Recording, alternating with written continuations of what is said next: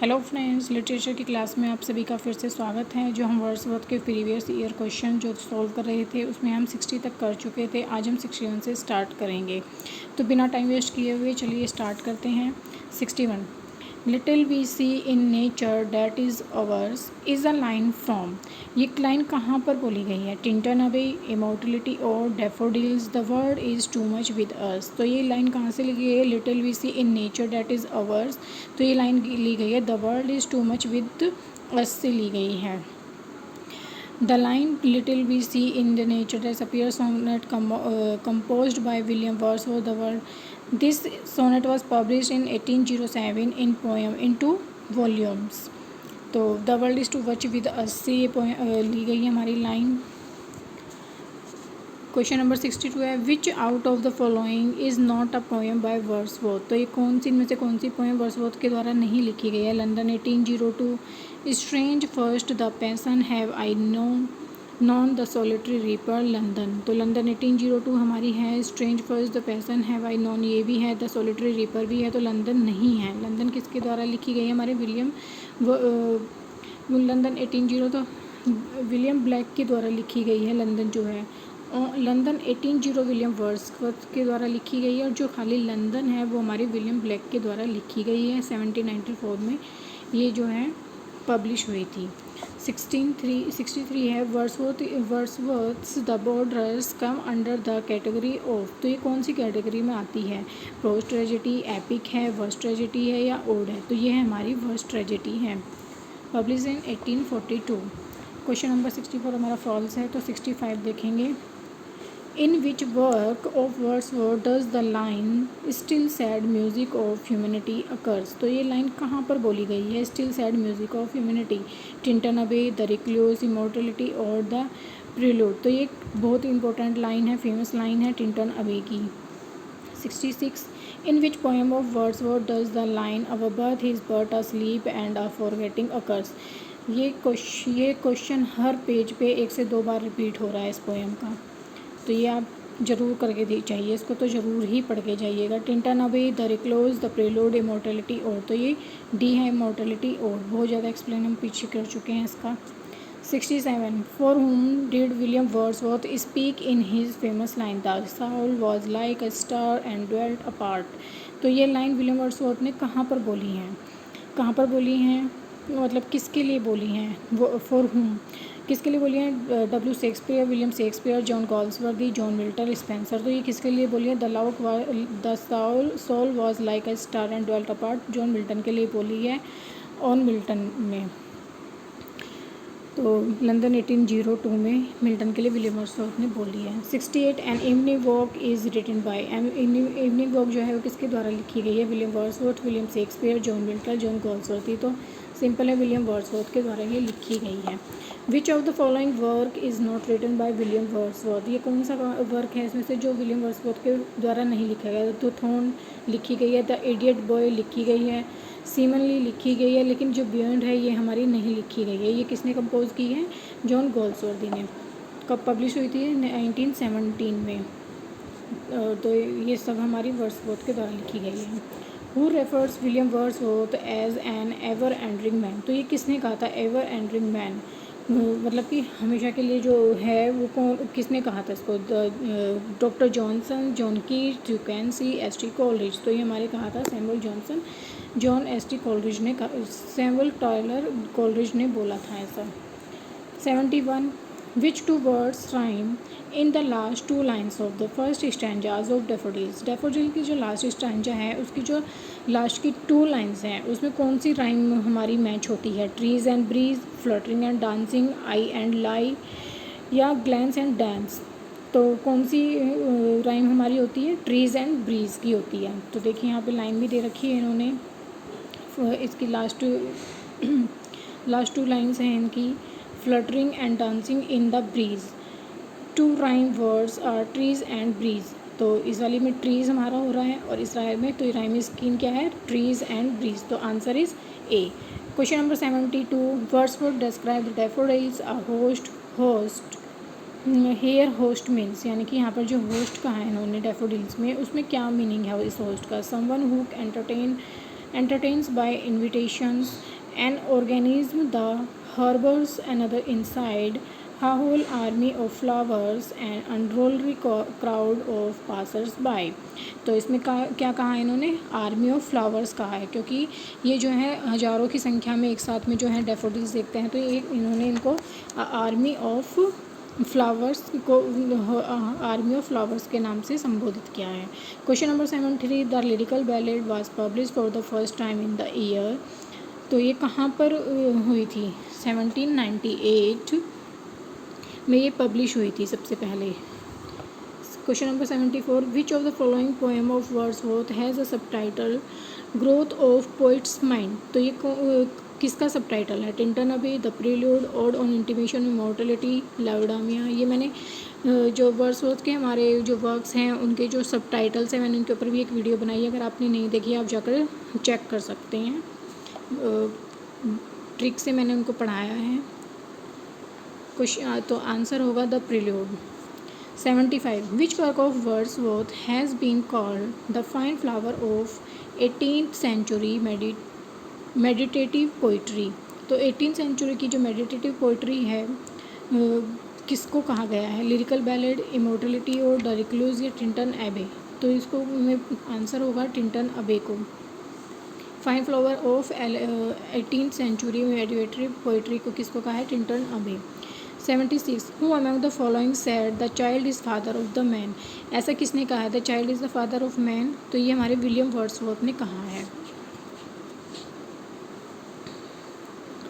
My heart leaps up with poem, इस वाली poem में इन्होंने कहा है the child is the father of man. 77, the prelude consist of book. Prelude में हमारी कितनी बुक्स हैं, 10, 12, 14 या 16। तो हमारी 14 बुक्स हैं। 78, विच of the following statement is not correct about William Wordsworth. William Wordsworth के बारे में कौन सा स्टेटमेंट हमारा सही नहीं है। Wordsworth records that his earliest verses were a tame imitation of Pope's verification. B हमारा throughout his life he never waved in his faith in himself and his immortality as a poet. Lyrical ballad was published at Cockermouth. The prelude was completed in 1805। तो कौन सा statement हमारा सही नहीं है, तो lyrical ballad was published at Cockermouth is not correct about Wordsworth. तो हमारा बी नहीं है आंसर सही। 78, 79, for which of the following poets is nature both law and impulse. Which of the following poets is nature both law और impulse, किसको कहा जाता है नेचर का, तो William Wordsworth, John Keats, Matthew Arnold या एस टी कॉलेज। तो विलियम वर्ड्सवर्थ को कहा जाता है nature both law and impulse के रूप में ये जाने जाते हैं। 80 क्वेश्चन है हमारा, the child is the father of man, child is father of the man is a cute from a poem by which of the following poets. तो किसके बारे में कहा है, किसने लिखा है, ये कहा है Robert Browning, Geoffrey Chaucer, Sylvia Plath या विलियम वर्ड्सवर्थ। तो विलियम वर्ड्सवर्थ आंसर होगा। O blessed bird the earth we pace again appears to be and it fit have for thee। This description by Wordsworth is about which of the following birds. तो इसमें जो birds का वर्णन किया गया है ये कौन सी बर्ड का किया गया है, स्काईलार्क, नाइटिंगल, आउल या कुकू। तो इसमें वर्णन किया गया है हमारा कुकू बर्ड का। द ब्लेस्ड अगेंस्ट ये हैं fit have there are taken to the cuckoo जो इनकी पोएम है, इनसे ये लाइन्स ली गई हैं विलियम वर्ड्सवर्थ की, जो लिखी गई थी 1802 में लिखी गई थी और जो एक पब्लिश हुई थी मार्च 1807 में पब्लिश कराई गई थी। तो कुकू बर्ड का वर्णन किया गया है। 82, lyrical ballad was published in simple 1798। Answer आ जाएगा इसका। 83, an account of the growth of poet's mind by Wordsworth is maintained in his autobiographical poem. तो ये जो उनकी ऑटोबायोग्राफिकल पोएम है वो कौन सी है, the prelude, the word is too much with us, the solitary reaper, sonnet on sonnet. तो ये है द प्रील्यूड। तो आंसर आ जाएगा हमारा ए, द प्रील्यूड। काफ़ी बार आ चुका है, रिपीटेड क्वेश्चन है again and again. 84, who among the following said that his early life he was fostered by to influences. तो ये who among the following said, ये किसने कहा है कि जो उसकी अर्ली लाइफ थी वो फोस्टर्ड बाय टू इन्फ्लुएंस से फोस्टर थी। The John Donne, Alfred Tennyson, W.B. Yeats, William Wordsworth. तो किसके लिए कहा गया है? William Wordsworth said that his early life he was fostered by two influence beauty and fear और ब्यूटी से ये इन्फ्लुएंस थे। Question number 85, one impulse from a vernal mode may teach you more of man और morals evil and good than all the stages can. तो ये line कहाँ से ली गई है? One impulse from a vernal mode ली गई है हमारे द टेबल टर्न से। तो विलियम वर्ड्सवर्थ की ये पोएम है। This was written by William Wordsworth in his poem table turn. तो यहाँ से ये ली गई है। तो क्वेश्चन नंबर 86 है, identify which part of speech the underline word in the following sentence belong to. Recently there has been a steep rise in the price of agriculture products. तो ये फिगर ऑफ स्पीच कौन सी है sentence में? Adjective है, preposition है, interjection है, adverb है। तो ये हमारी एडवर्ब है, recently. 87, of the four option one is not part of Wordsworth's views on poetry. Identify the one which is not his view. Poetry should be written in natural language. क्या ये था? Poetry should be morality and virtue as its main themes. Poetry is the spontaneous overflow of powerful feeling. Poetry should offer access to the emotion contained in memory. तो not पूछा है इन्होंने, तो हमारा answer जाएगा B. Poetry should be morality and virtue and its main theme. क्या यही इसकी थीम होनी चाहिए? स्पेशल नहीं, ऐसा उन्होंने कुछ नहीं कहा था। Question number 88, in the advertisement और to lyrical ballad Wordsworth mention of one of the inspiration of his poem like the table turns. What is the inspiration? तो इनका इंस्पायरेशन क्या था? The last struggle of a human being at the approach of death, cleaving in solitude to life and society. B है हमारा conversation with a friend who was somewhat unreasonably attached to modern books of moral philosophy. Sketch character under the influence of less impatient feeling. A well authenticated fact with happened in Warwickshire. तो इसमें क्या पूछा है हमारा question में? पूछा है कि advertisement to lyrical ballad Wordsworth mention one of the inspiration of his poem like the table turn. What is the inspiration? तो उनका इंस्पायरेशन क्या था जब उन्होंने लिरिकल बैलेड को पब्लिश किया था? तो conversation with a friend who was somewhat unreasonably attach to modern books of moral philosophy. तो ये हमारा आंसर आ जाएगा। इसका एक्सप्लेनेशन देख लेते हैं। The tables turned is the poem written by William Wordsworth in 1798 and publish in his lyrical ballad. The poem is mainly about the importance of nature. In this poem, poet conversation with the friends who was unreasonably attached to modern book of।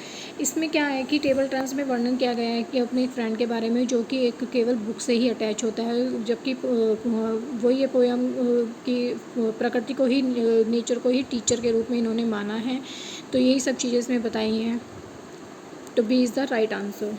Question number 89, which of the following odes are representative of the irregular odes? Ode to Nightingale, Ode to West Wind, Ode to West Wind, Ode to Intimation of Immortality. Of the irregular ode कौन सी हमारी? Intimation of Immortality। एक question और देख लेते हैं। Question number 90, which of the following odes, ये हो गया हमारे 89।